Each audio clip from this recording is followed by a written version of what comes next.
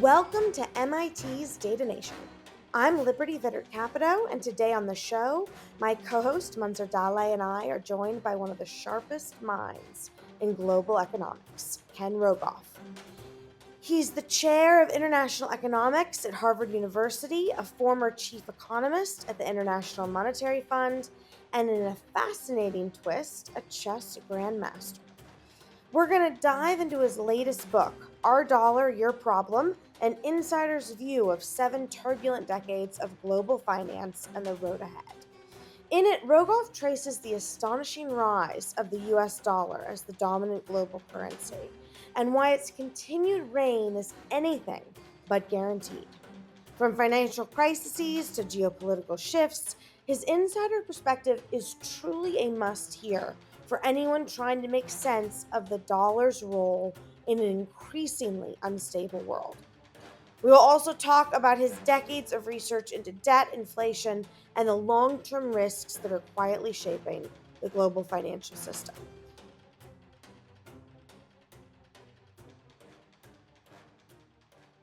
I think I'm going to embarrass myself, Ken, in front of our listeners and certainly in front of you for this first question. But I want to just make sure that I have the groundwork right and the right definitions. When people talk about the value of the dollar and the value of the dollar going up or going down, what exactly is that in reference to? I think it's in reference to what it trades for with other currencies. When they talk about the value of the dollar, it often refers to a average of all the currencies. There are, I don't know, 150 currencies in the world. We keep indices of the major trading partners or the US's trading partners and take a weighted average. So that's usually if somebody just vaguely says the value of the dollar and they're in the United States, they're referring to some kind of trade weighted average. So it's often the dollar is also a complex thing. Yeah, it's how it's traded, but it's a reflection about many things that are happening in the country. It's almost like a summary of the economics power and political power of a country. And these days, for example, with these tariff wars, I mean, I often am reading, oh, the dollar is weaker, the dollar is stronger, and we have a hard time understanding this geopolitical game that is happening with the tariffs and what's happening to the dollar. I don't know if you have some comments and some kind of ways of explaining this to us. The first thing to know about exchange rates is it's very, very hard to explain them. And yes, if you're a business columnist for the New York Times or the Washington Post or whatever, you have to tell a story. You have to write a report. The dollar went down because the Fed cut interest rates and there was less demand for dollars, blah, blah. When we try to look at these things systematically, it's incredibly difficult to explain after the fact. In fact, I would say was actually my first really important professional paper was about this, and that's been 45 years ago. And that's kind of held up very well. It's very hard to explain. There are exceptions when an exchange rate's really high. In other words, I don't know if you have friends from other countries that ever come to visit or you to go to other places. They'll sometimes come and say, wow, everything's so expensive here. That's what they've been saying lately. But other times they'll come and go, it's so cheap. Let's just load up on everything. And when you're in a situation like that, where the dollar's very far out of line with reference to what it buys, we have very sophisticated measures of that and very simple measures like what does a Big Mac cost? What does a Starbucks cost? By almost any measure, the dollar today is really high. In fact, you have to go back to 2002 and before that to 1985 when it was so expensive. And conversely, the yen is just unbelievably cheap. I don't think I've ever seen anything like it.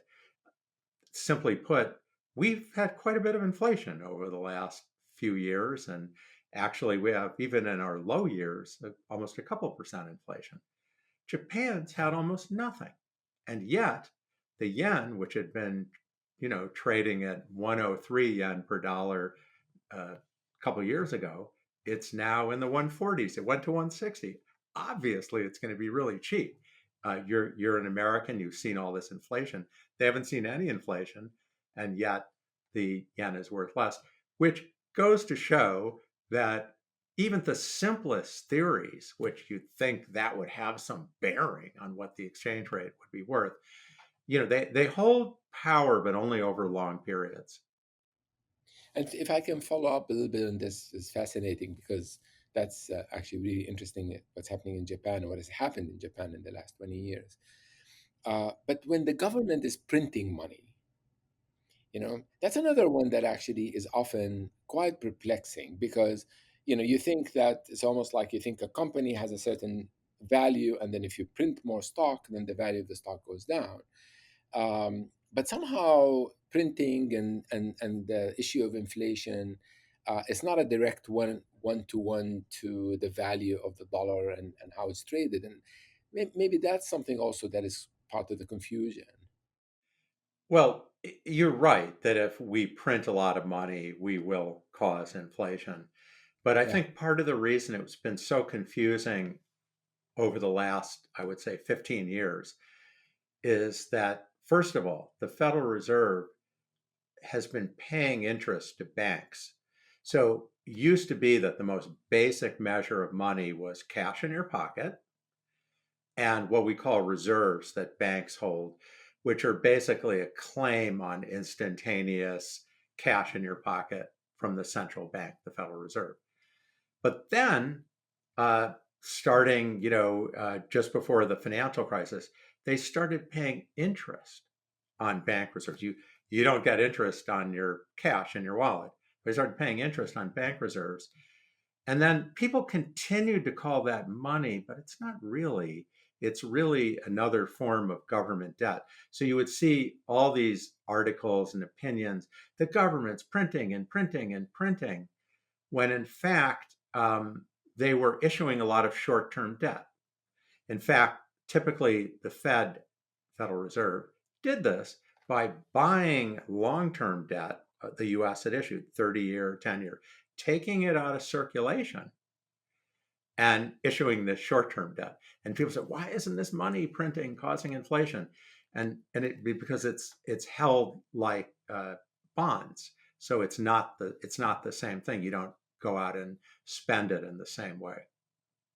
Is that the same thing as the quantitative easing, or that's different? Yeah, yes. What it really was, smoke and mirrors, was if the Treasury Department said, we've been issuing a lot of long term debt. Let's issue short term debt. Let's buy next time long term debt has to roll over. Let's issue short term debt. Now, the Fed can do that a little faster because it can actually go out and buy long term debt that has not yet matured while the Treasury has to wait. But we have so much debt, it's coming due all the time. But the Treasury owns the Federal Reserve. It's as if, your child, I don't want to treat the Fed that way, but it is a subsidiary of the Treasury. It can act independently in certain ways, but at the end of the day, its profit and loss statement comes back onto the government's books.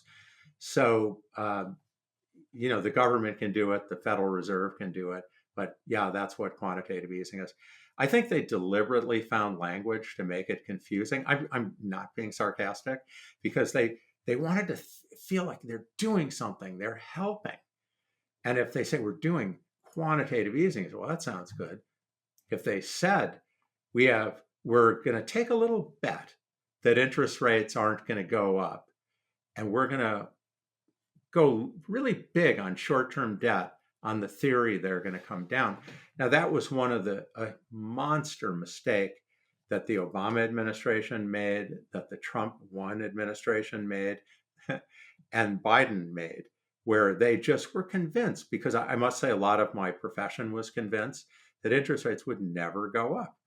Oops, they did, and it's costing us a lot of money, a lot more money than it would have if we hadn't done so much quantitative easing, if we hadn't shortened the maturity of our debt. In other words, borrowed at rates that turn over very quickly instead of locking in the good long-term rates.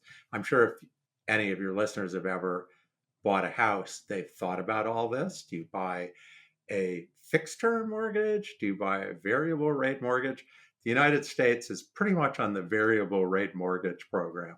It's interesting you say that because my when I bought my house in 2020, I got a 2.8 fixed rate for 30 years, but my agent was trying to convince me that I can go for a 2% for 5 years, and he was very confident that the interest rates would never go up.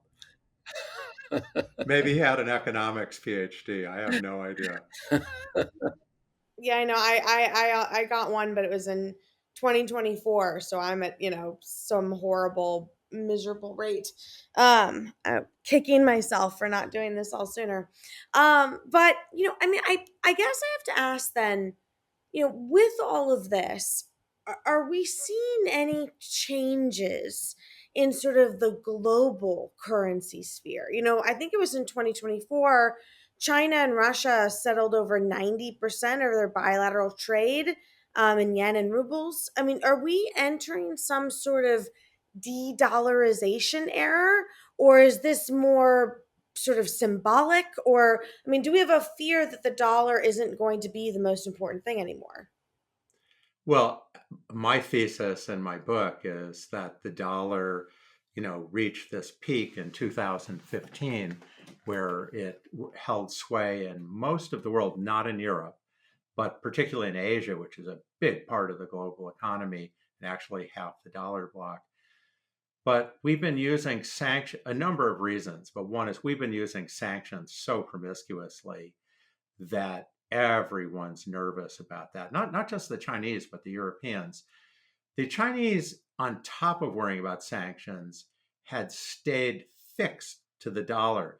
They had pegged their exchange rate against the dollar for years and years and years, which never made much sense to me. But I think what finally convinced them to change was the sanctions. So why does that significant? Because it's not just about how you do your trade. It's not just about how you do your finance. It's where the world's back office is. Who's clearing the trades? If I make you a payment, Liberty, in most things, maybe not in crypto, but in most things, it goes through some clearinghouse, of somewhere. We may not even know about it. And most of the time, it runs through the United States. The United States can see it. It's the back office. We control that disproportionately to our economic size. We're big, but way disproportionately. And it's efficient to have everything go through the United States. But on the other hand, when you're imposing sanctions, and of course we use it to spy on China, are you kidding? They know that. So they're developing their own back office, their own rails for doing transactions. And obviously, modern technology has made that easier, digital currencies. The Europeans are doing that too. There have been times where the Europeans have submitted to us very unhappily in foreign policy decisions because we have threatened them with taking their banks away from the dollar. We did that really visibly in 2014 in Iran, but we've done it other times. And they don't want that. And so I would say they're not replacing the dollar, but think about, suppose you only had American Express. Well, if they put sanctions on you, there's not much you can do. But then there's Visa and MasterCard. And maybe, I don't know what their market shares are. Maybe American Express still has the biggest share of the market, but it gets divided up more. So that's what I imagine is going to happen, that we're going to live in a more multipolar world, which has happened many times over history. But the dollar, I think, became important to a level never achieved, even by the British pound when the sun never set on the British Empire. And we had, I think, a lot of good luck getting there. Our luck's kind of run out. And I think we're going to settle into a lower orbit. So a lot of this stuff, I mean, it's really interesting. A lot of factors that are playing to sort of decide the value of the dollar and the power of the dollar. So Military is one aspect of this, but another one is, Military is very important, by the way. but it's interesting because if you talk to the common person on the street, the thing that we hear a lot about is not the military and its role for the dollar, but rather our debt and how our debt is actually affecting the value of the dollar. And this is what everyone talks about. But then, and I wonder how you sort of put these things in a sort of a, in a sort of a ranking order, or at least in terms of impact. So what our debt affects the most are the interest rates we pay. So the US pays higher interest rates than the rest of the world, despite our being the most popular currency, despite the rest of the world holding it, because we just have so much debt. I have a fact in my book, which is probably out of date by now, which is that roughly half of all the public debt, government debt in the world, is US owes, counting all the major advanced economies at least. More than half the corporate debt is in dollars. I just saw an IMF paper. My statistics are from the 2023 when I did the research on this. Evidently, because the dollar's gone up in value and other factors, it's more like 60% now. And the world loves us. That's what everybody says, but for a price. And that's I think that's what you feel more than the value of the dollar as we print more debt. There, as you say, there are many factors affecting the value of the dollar: the efficiency of our companies, how much people want to invest, what the opportunities are elsewhere. They're very, very difficult to pin down. The debt is easier to associate over really long periods with paying higher interest rates. And for a long time, it didn't seem to be happening because we just had a financial crisis and everyone was terrified. And then we had the pandemic and everybody was terrified. But if you look over the course of history at long data sets, as I have in my work, this has happened before. We've had high rates, we've had low rates. They don't last forever. But when you think about this, somewhat cyclical behavior of the value of the dollar, and I don't know, through your work or your analysis, have you been able to find maybe a very simple model of how this sort of behavior is interacting maybe with just two most important factors, or it's not that way? It's not. It's not. It's very hard to show that the dollar can be explained easily by obvious factors. Now, listen, if you tell me that tomorrow, you tell me the Federal Reserve's going to raise the interest rate, which will be a surprise to the market, I guarantee you the dollar is going to go up. It's not going to go up a lot, but it'll go up. That's very predictable. But it's sort of microscopic in the overall fluctuations in the dollar, which are pretty hard to explain. Like in theory, when we put tariffs on the rest of the world, our theoretical models very clearly show the value of the dollar should go up. Why? Because by putting the tariffs, say the Trump tariffs on the rest of the world, we've made them more expensive. Well, when Trump was announcing the tariffs, the dollar was going down. Now, I mean, I can give you a reason for that, which I think had to do with nobody quite knew what was going on. But we really don't know. I have to tell you, once upon a time, I was chief economist at the IMF. And the French executive director said to me, asked me a question: how do you explain the value of the dollar doing this? And I said, I don't know. And he said, you are the chief economist at the International Monetary Fund. You can tell me that you do not know why the dollar went up. And I'll say, well, what I can say is I'm more sure that I don't know than anyone you might meet. I see. It's a pretty good answer. So I want to get a little bit away from the physical dollar and into these central bank digital currency concepts. Mm-hmm, mm-hmm. You know, with 130 countries exploring this idea, including the US and China, one, could you give us a little bit of an overview just of what you see these central bank digital currencies as? Are countries going to go for it? And would it really change sort of the global financial order? So the world's in turmoil about this right now. And there are a couple different directions it could go. But you're right, everyone's researching it. And I would say Europe, the United Kingdom, and China are all going to issue central bank digital currencies, which I'll say what it is in a second. And that's what they've seen as the future. So what it really is there are different ways to have it, but the most common way is you basically directly have a direct deposit at the central bank, as opposed to you have a deposit at a bank, which has a deposit at the central bank. Then you pull out your cash. If they need more cash, they pull out their deposit. That's what we call the two-tier banking system. And the central bank digital currency would just wipe it out. It would just, the depositor goes straight to the central bank.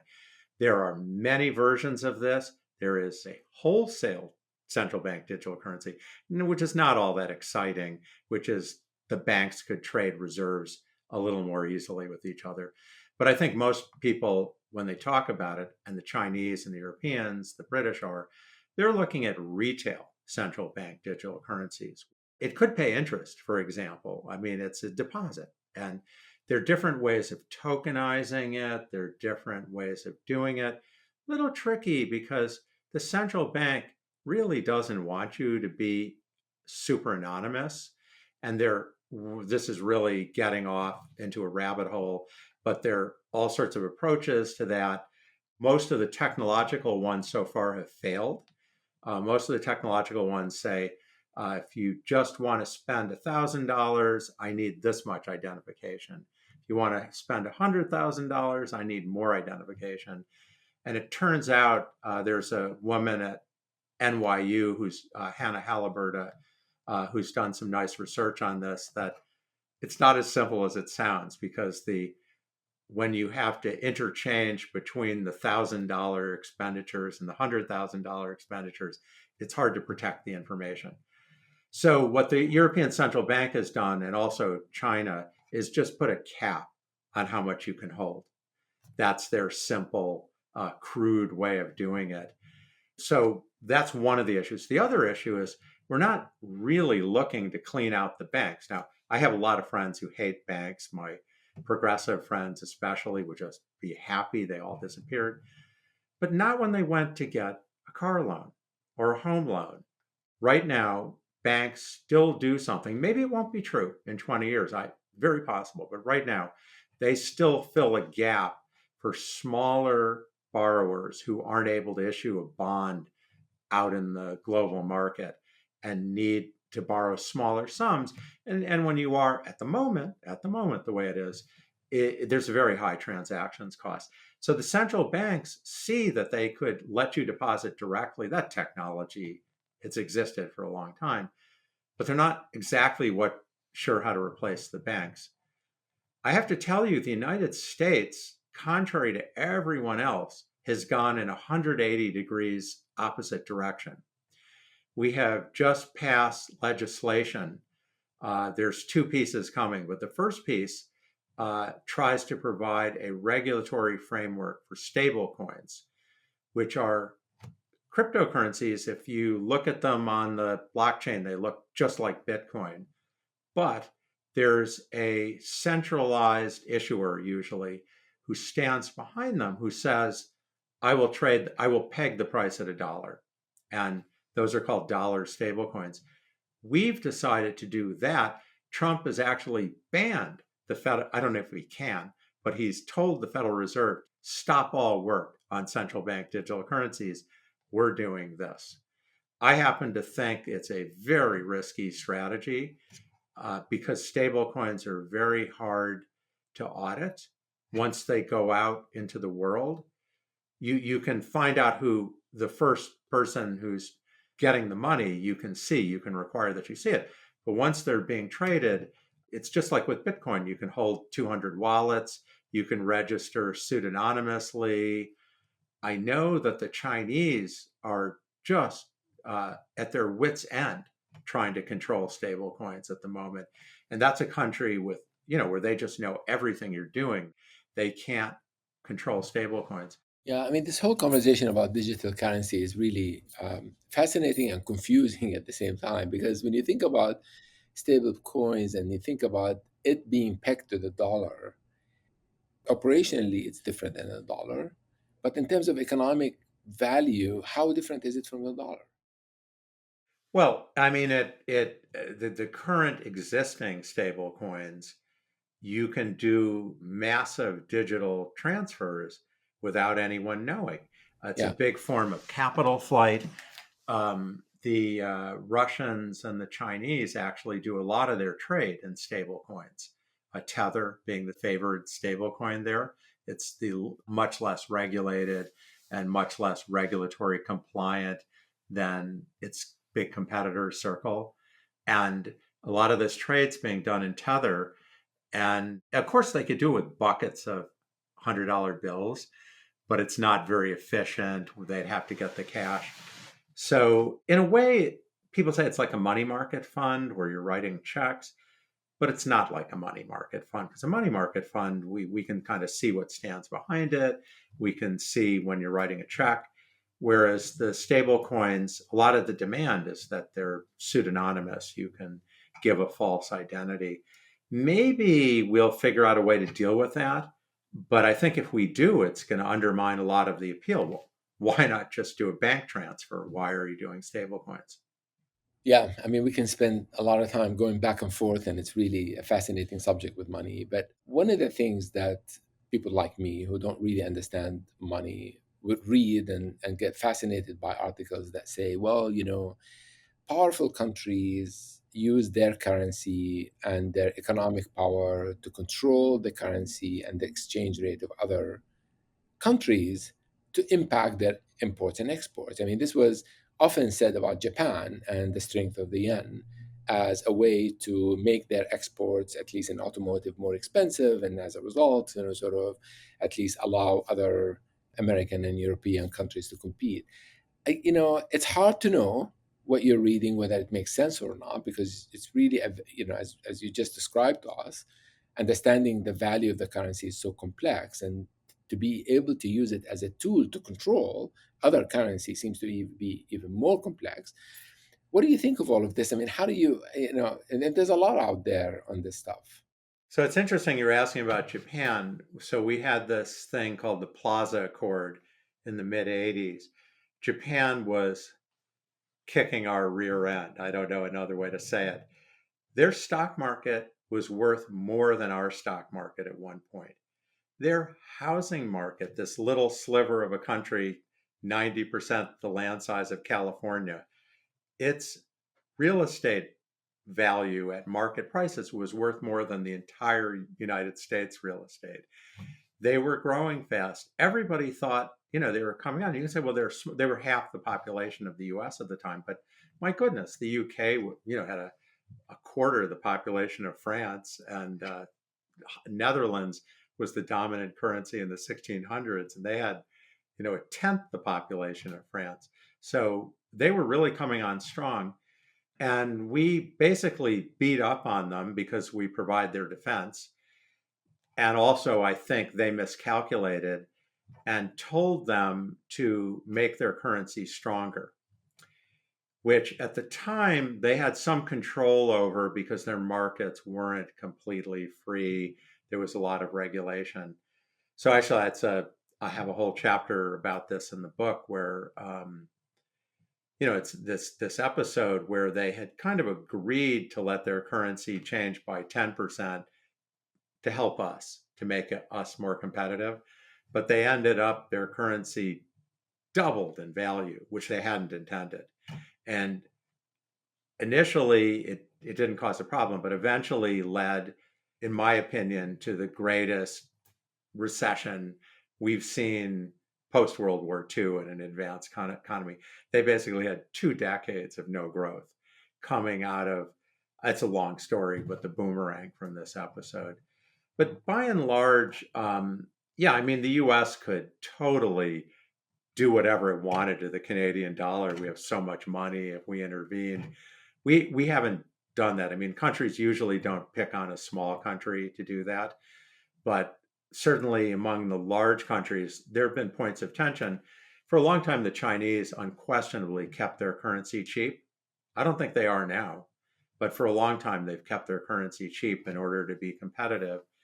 And we tried all sorts of things to get them to not do it, but we were unsuccessful.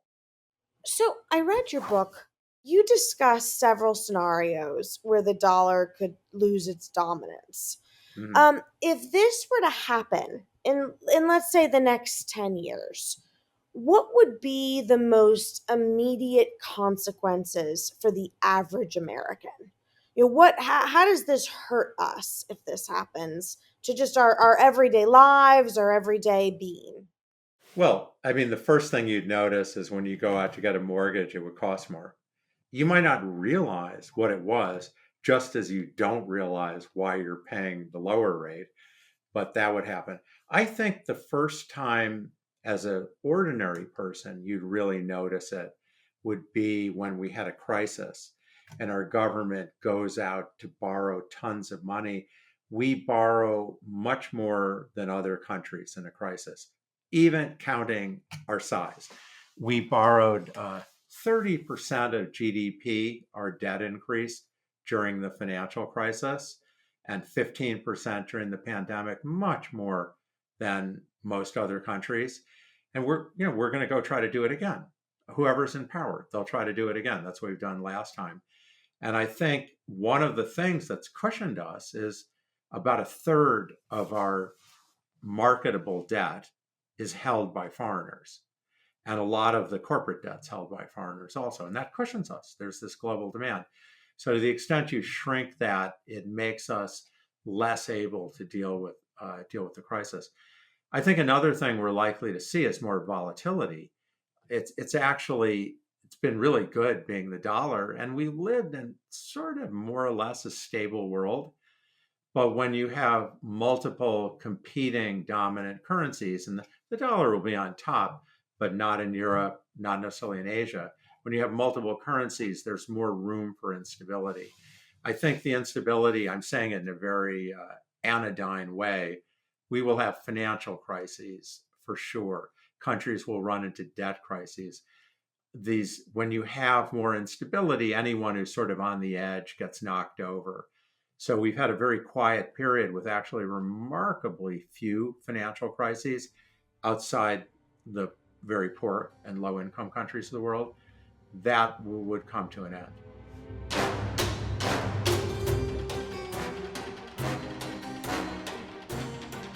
Thank you for listening to this month's episode of Data Nation from the MIT Institute for Data Systems and Society. You can learn more about IDSS and listen to previous episodes at our website, idss.mit.edu, or wherever you get your podcasts. Thank you to our producers, Tina Toby Mack, and assistant producers, Ben Stoll and Maria Brooks. Don't forget to leave us a review and follow our Twitter at MIT IDSS to stay informed. Thank you again for listening to MIT's Data Nation.